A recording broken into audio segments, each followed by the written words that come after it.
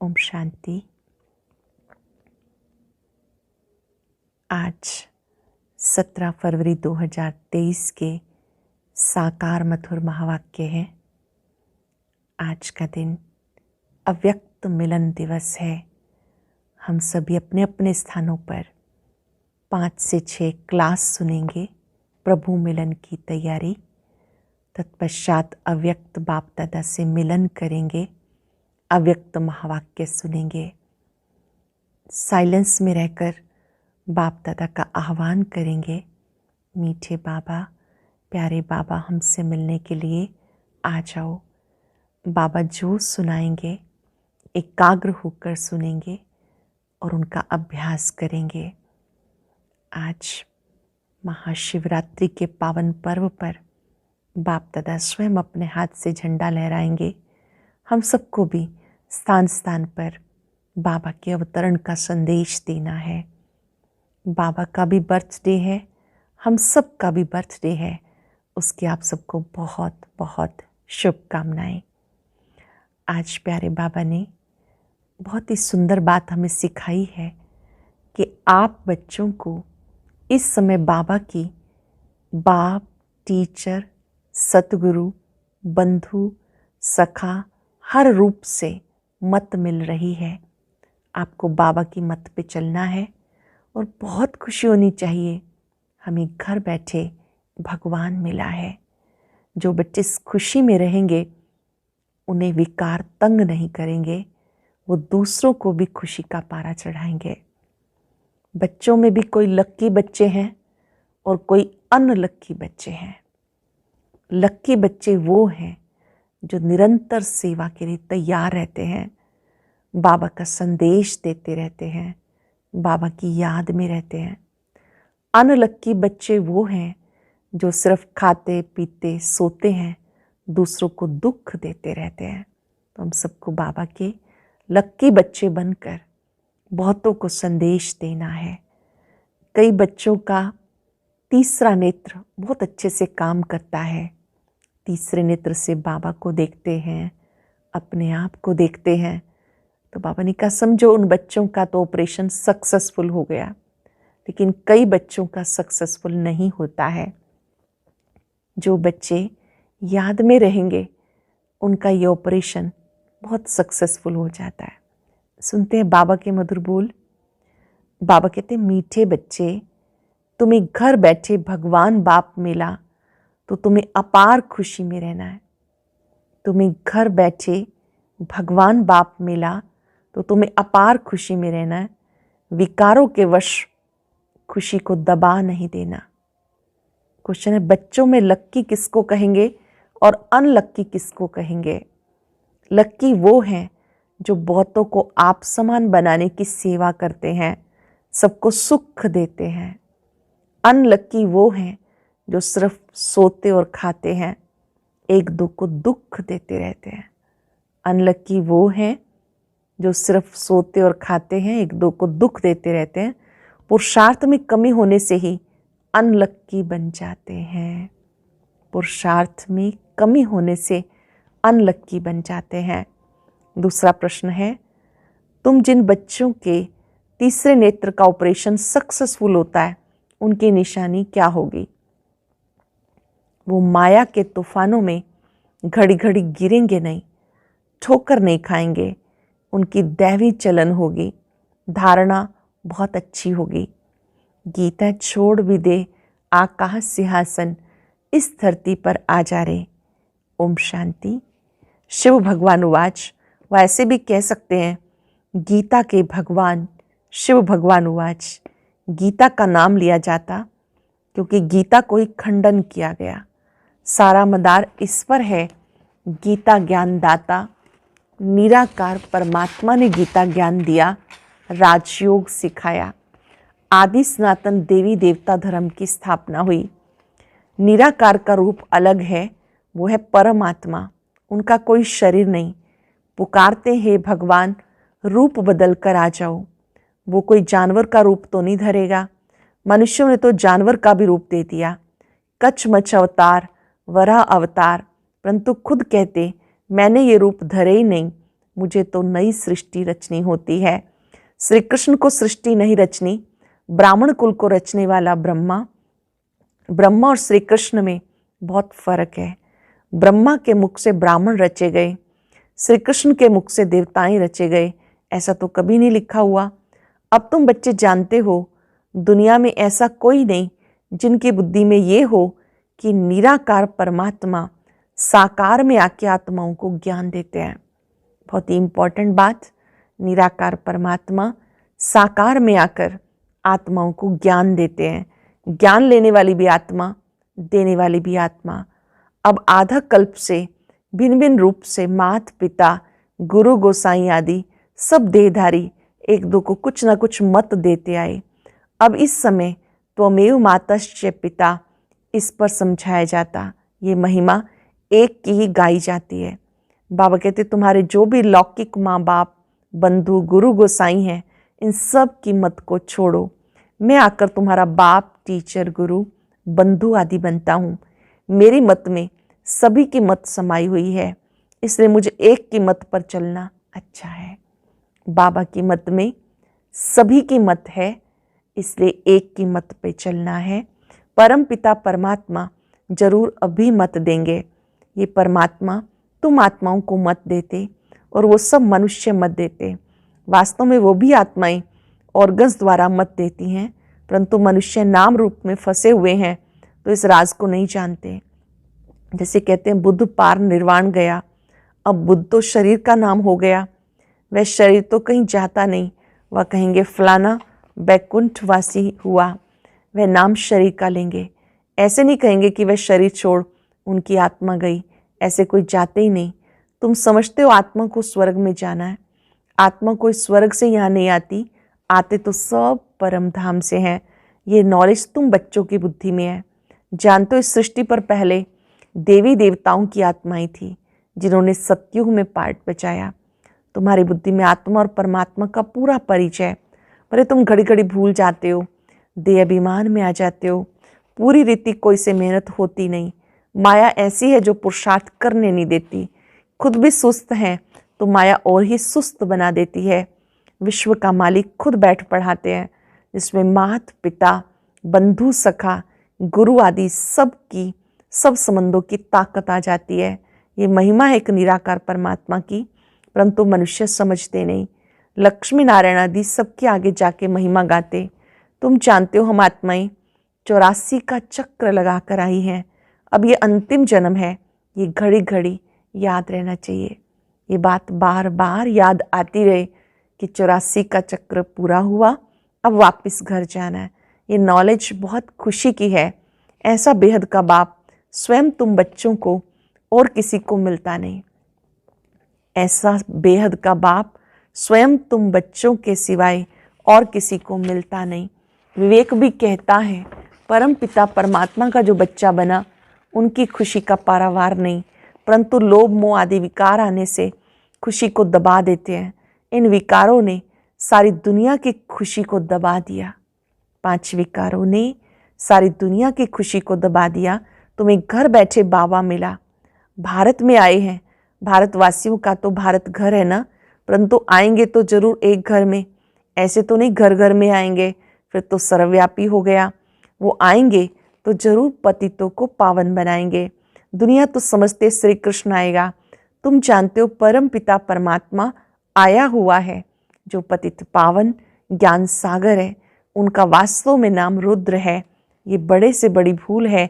जब ये समझें वह बेहद का बाप सारी सृष्टि का रचयिता है तो खुशी का पारा चढ़ जाए।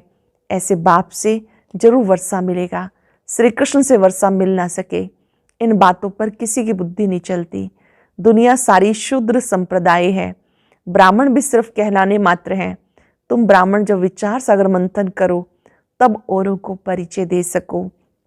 श्री कृष्ण को तो सब जानते हैं, सिर्फ कोई कहते राधे कृष्ण स्वर्ग के हैं, कोई फिर द्वापर में कह देते। ये भी एक कन्फ्यूजन पैदा कर दी, मूंझ पैदा कर दी। ईश्वर तो ज्ञान सागर है, तुम ईश्वरीय संप्रदाय में ज्ञान लेते हो, आसुरी संप्रदाय में ज्ञान कहाँ से आया? भले गाते हैं पतित पावन, परंतु अपने को पतित समझते नहीं। स्वर्ग को तो बिल्कुल जानते नहीं। सिर्फ नाम मात्र कहते हैं, ये भी नहीं समझते कि देवताएं स्वर्गवासी हैं।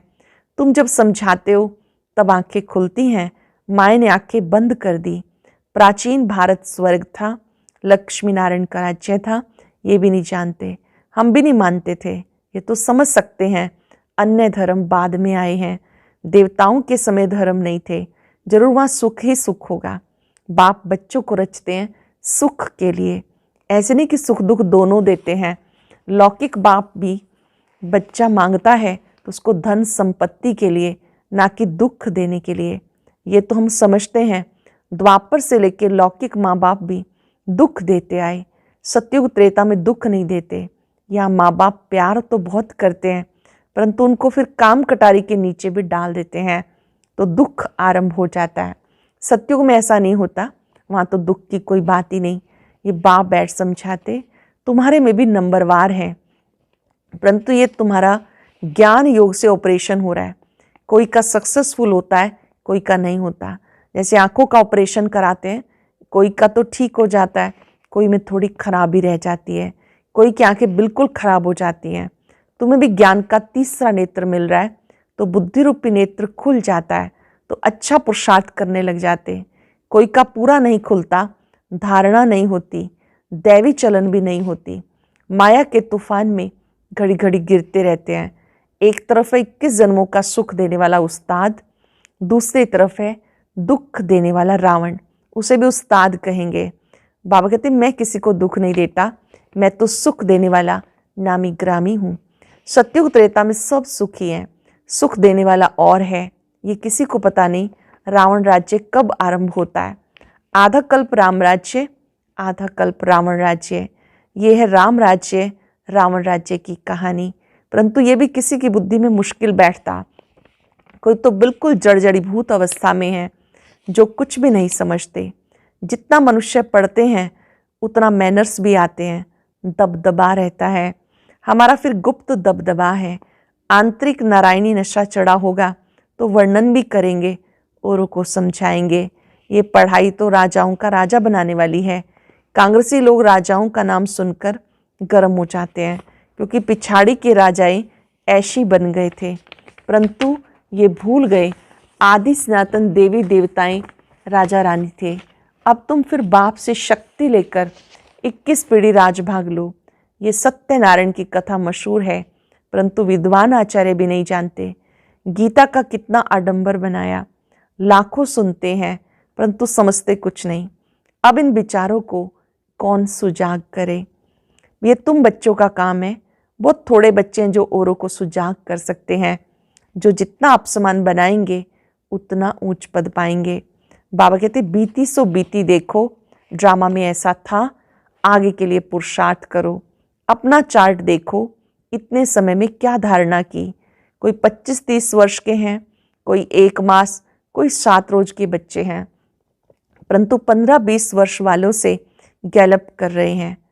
वंडर है ना। जिन्हें कम दिन हुए, बाद में आए हैं, पुरुषार्थ करके आगे चले जाते हैं। वंडर है ना। 15-20 वर्ष वालों से भी अधिक आगे चले जाते हैं। या तो कहेंगे माया प्रबल है, या तो ड्रामा पर रखेंगे, परंतु ड्रामा पर रखने से पुरुषार्थ ठंडा हो जाता है। समझते हमारे भाग्य में नहीं है। तुम सब लक्की स्टार हो, तुम्हारी भेंट ऊपर के स्टार से की जाती। तुम सृष्टि के सितारे हो, वो तो सिर्फ रोशनी देते हैं, और तुम तो मनुष्यों को जगाने की सेवा करते हो। वो सितारे संसार को रोशनी देते हैं, आप आत्माओं को जगाने की सेवा करते हो। आप चैतन्य सितारे हो, दुखियों को सुखी बनाते हो। मनुष्य इन सितारों को नक्षत्र देवता कहते हैं। सच्चे देवता तो तुम बनते हो। इन सितारों को देवता कहते हैं क्योंकि वो ऊपर रहते हैं, परंतु देवताएं कोई ऊपर नहीं रहते, रहते इसी सृष्टि पर हैं, परंतु मनुष्यों से ऊंच जरूर हैं। सबको सुख देते, जो एक दो को दुख देते उनको थोड़ा ही लक्की स्टार कहेंगे। लक्की और अनलक्की इसी समय है, संगम पर ही हैं। जो आप समान बनाते उन्हें लक्की कहेंगे, जो सिर्फ खाते सोते हैं उन्हें अनलक्की कहेंगे। स्कूल में भी ऐसा होता है, ये भी पढ़ाई है, बुद्धि से काम लेना होता है। राधे कृष्ण को 16 कला लक्की कहेंगे, राम सीता 2 कला कम हो गए। सबसे नंबर 1 लक्की लक्ष्मी नारायण है, वो भी इस पढ़ाई से ऐसे बने। पुरुषार्थ में कमी करने से अनलक्की बन जाते हैं। तुम्हें तो बाबा खुद पढ़ाते हैं। तुम स्टूडेंट एक गोप गोपियां हो। वास्तव में अक्षर सतयुग से निकला। वहाँ प्रिंस प्रिंसेस खेलपाल करते हैं, तो प्रिय नाम गोप गोपियां रखा। श्री कृष्ण के साथ दिखाते हैं। बड़े हो जाते हैं तो गोप गोपियां नहीं कहा जाता। होंगे तो सभी प्रिंस ना, कोई दास दासियां व बाहर के गावड़े के लोगों से तो नहीं खेलेंगे। महल में बाहर वाले तो आ ना सके। श्री कृष्ण बाहर यमुना आदि पर नहीं जाते हैं, अपने महल के अंदर ही खेलते हैं। भागवत में ऐसे बहुत बातें लिख दी, मटकी फोड़ी पर समझने की बातें हैं। वहाँ तो बड़े कायदे होते हैं। वास्तव में संगम का यादगार है। जब शिव बाबा ब्रह्मा तन में आते हैं तो ब्रह्मा की आत्मा सबसे पहले ज्ञान का मक्खन चुराती है, धारण करती है। तब कहते हैं माखन चुराया, मटकियाँ फोड़ी। बाबा कितना समझाते, बच्चे श्रीमत पे चलो, इस समय तुम्हें सुख ही सुख मिलता। उनकी कितनी महिमा है। सबके दुख कैंसिल कराए, सबको सुख देते। कहते माँ में कम याद करो। ये बाप आकर ना पढ़ाते तो हम क्या पढ़ सकते थे। नहीं, ये मोस्ट लवली बाप है, सबसे अच्छी मत देते हैं। बाबा की अच्छी मत कौन सी है? मन मना भव। मुझे याद करो, स्वर्ग को याद करो, चक्र को याद करो। इसमें सारा ज्ञान आ जाता। वो तो सिर्फ विष्णु को स्वदर्शन चक्र दिखाते, परंतु अर्थ का पता नहीं। हम अभी जानते हैं शंख है ज्ञान का, जो निराकार बाप देते हैं। शंख है ज्ञान का, जो निराकार बाप देते, विष्णु थोड़े देते, और देते हैं मनुष्यों को, जो फिर देवता अथवा विष्णु बनते हैं। कितना मीठा ज्ञान है, तो कितनी खुशी से बाबा को याद करना चाहिए। कितना मीठा ज्ञान है, कितनी खुशी से बाबा को याद करना चाहिए। अच्छा, मीठे मीठे सिक्के लदे ब्राह्मण कुलभूषण स्वदर्शन चक्रधारी बच्चों को याद प्यार। परंतु बच्चे स्वदर्शन चक्र बहुत थोड़ा चलाते हैं, कोई तो बिल्कुल नहीं फिराते। स्वदर्शन चक्र नहीं घुमाते हैं, कोई तो थोड़ा घुमाते, कोई बिल्कुल नहीं फिराते। बाबा रोज कहते स्वदर्शन चक्रधारी बच्चे, ये भी आशीर्वाद मिलता है। ये भी बाबा का आशीर्वाद है जब बाबा कहते हैं आओ मेरे स्वदर्शन चक्रधारी बच्चे। अच्छा, मीठे मीठे रूहानी बच्चों को रूहानी बाप की नमस्ते। रूहानी बच्चों की रूहानी बाप दादा को याद प्यार, नमस्ते, गुड मॉर्निंग। शुक्रिया बाबा, शुक्रिया।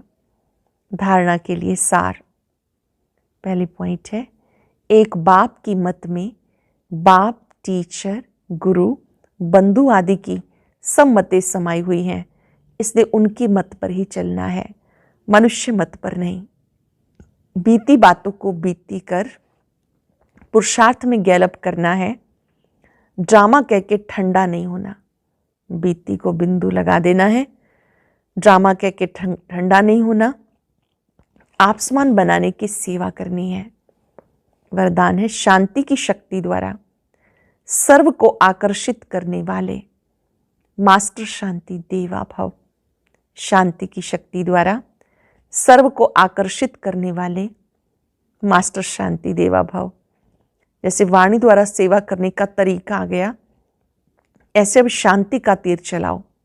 इस शांति की शक्ति द्वारा रेत में भी हरियाली कर सकते हो।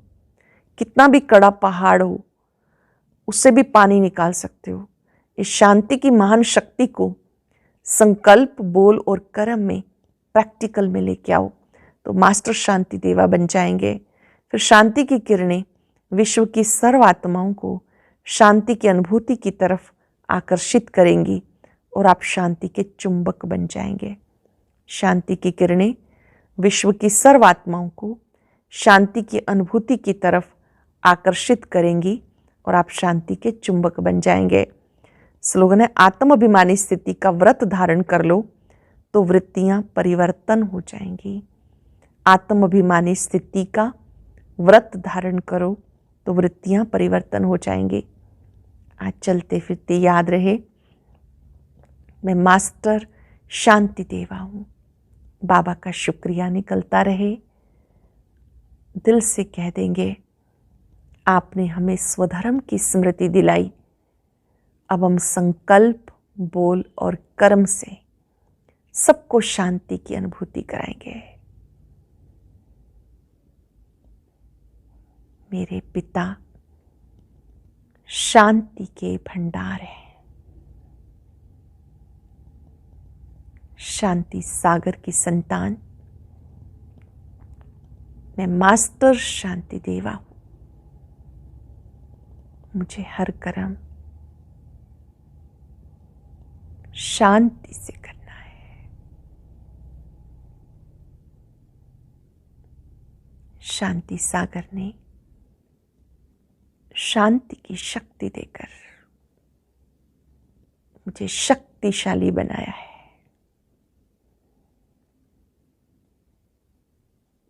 मैं बहुत भाग्यवान हूं, मुझे घर बैठे भगवान मिला। अपनी खुशी का अन्य आत्माओं को भी अनुभव कराएं, उन्हें भी स्मृति दिलाएं। बाबा आया है, अब बाबा को याद करो, खुशियों से भरपूर हो जाओ, दिल से उनका शुक्रिया करो। शुक्रिया, शुक्रिया। और अब सुनते हैं आज का अव्यक्त ज्ञान मोती।